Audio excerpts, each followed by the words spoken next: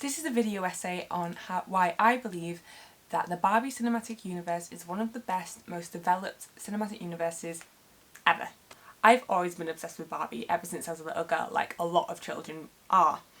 And I had loads of dolls, I watched and had all the films, I just loved it. Even through that weird phase we all seem to have gone through of rejecting femininity and pretending to be a tomboy, which was probably rooted in some sort of internalised misogyny, even through all of that, I still went home and played with my Barbie dolls and watched the films in secret and pretended, oh no, I'm above all of that. But I wasn't. I definitely wasn't. I'd like to preface this video by just clarifying I have not yet seen the Greta Gerwig movie. It comes out in a couple of weeks. I've not seen it yet. But when I do see it, I will be making a follow-up video and maybe a review. I don't know. I don't really like reviewing things, but I'll see. To start this video, I'd like to explain the Barbie canon as I understand it. So the first Barbie doll was released in 1959 and she's become a staple for the Barbie brand.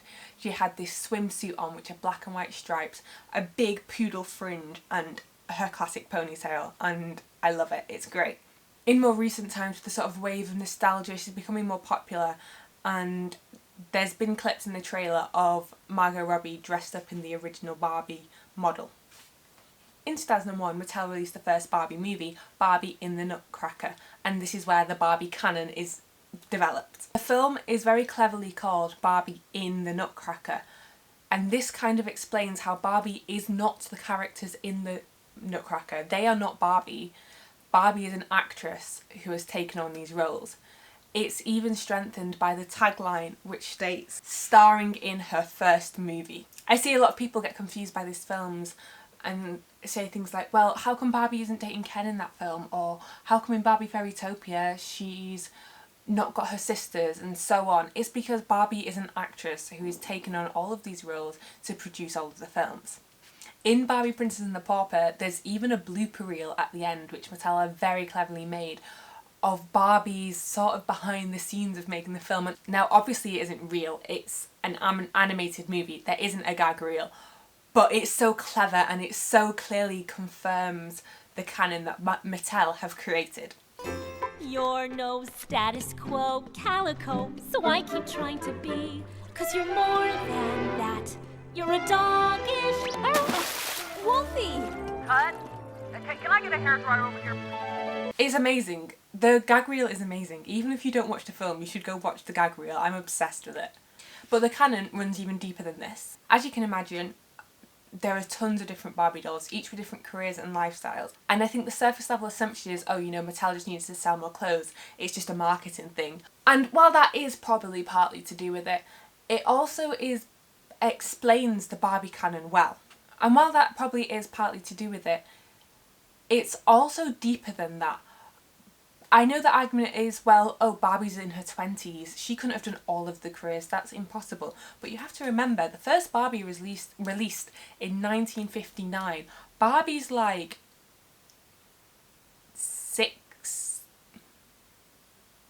80 years old? I don't know, Barbie's old. Barbie definitely had time to do all these careers. And when she was made, she was already an adult. We never saw baby Barbie. Barbie was an adult when she was created, so she definitely has had time to do all of these careers. She's had time to go through medical school and astronaut school and drama school and all the other things and do all of these careers. My favourite part of the Barbie canon is the character of Midge. The first Midge doll was released in 1963 and was advertised to be Barbie's best friend. While Barbie has changed drastically since her introduction and has adapted with the times and eras of the real world, Midge hasn't really done that.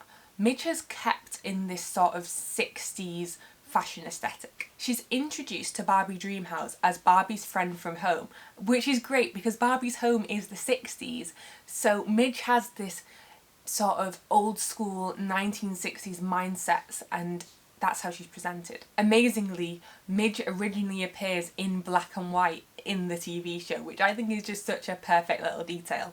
And her personality seems very outdated and she isn't as cool as the other Barbie dolls. What a surprise! Surprise? But I sent you a telegram a month ago.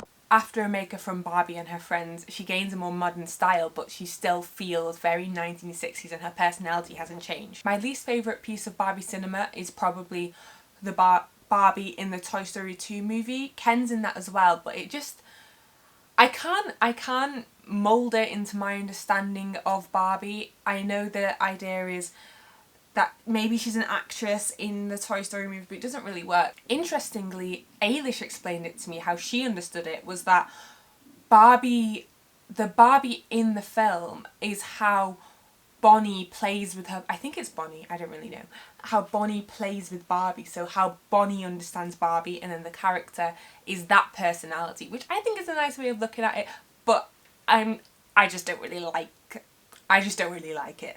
Toy Story movies are great, I just don't like Barbie in them.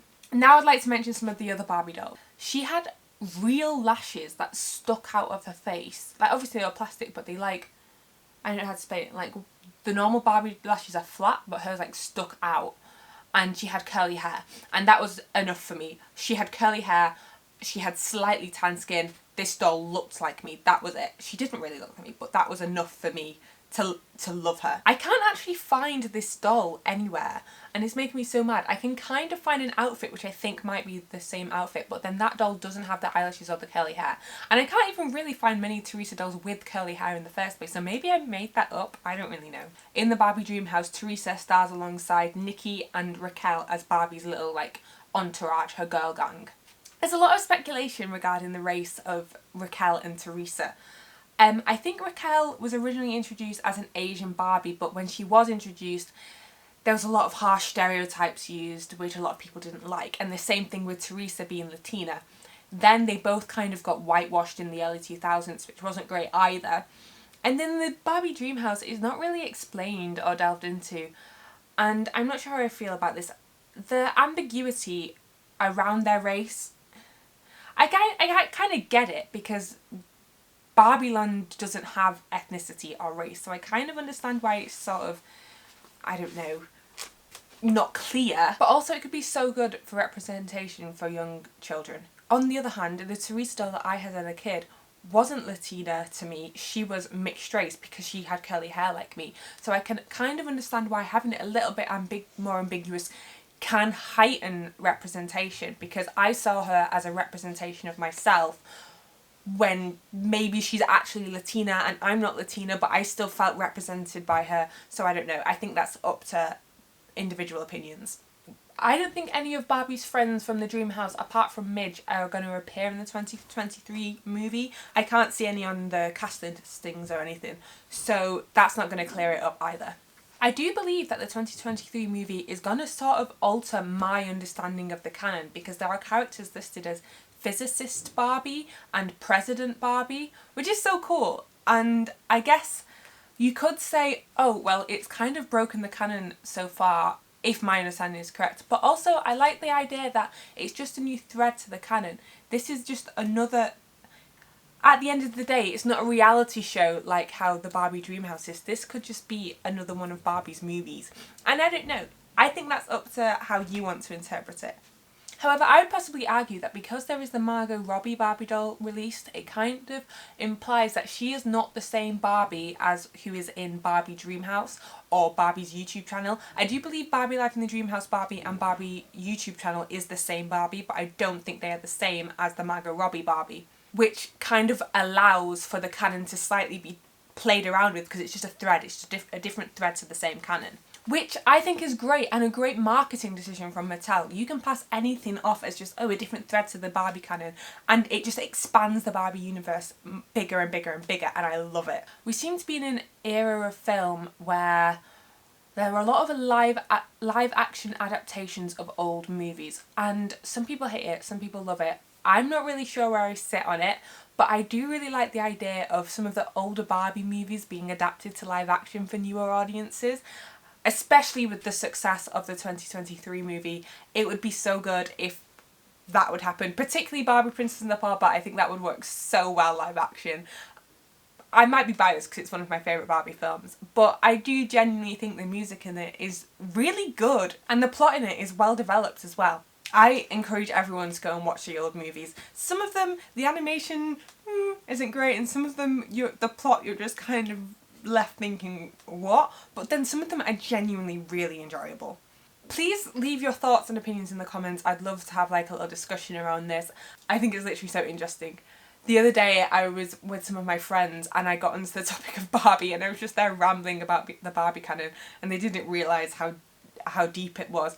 So I just want more people to understand this, and maybe I'm just hyper fixated on Barbie at the minute, but I just find this whole thing so interesting. Thank you so much for watching, and subscribe and like the video and